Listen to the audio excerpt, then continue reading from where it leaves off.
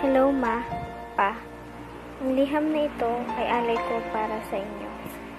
Salamat sa walang sawang pagmamahal. Salamat sa mga sakripisyo. Mabilad man ng araw at mapagod baliwala sa inyo. Maraming salamat sa walang sawang paggabay at pag-iintindi.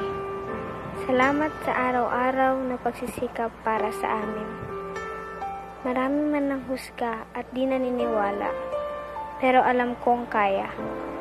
Hindi matutumbasan ang kahit anong bagay ang pagmamahal nyo sa amin.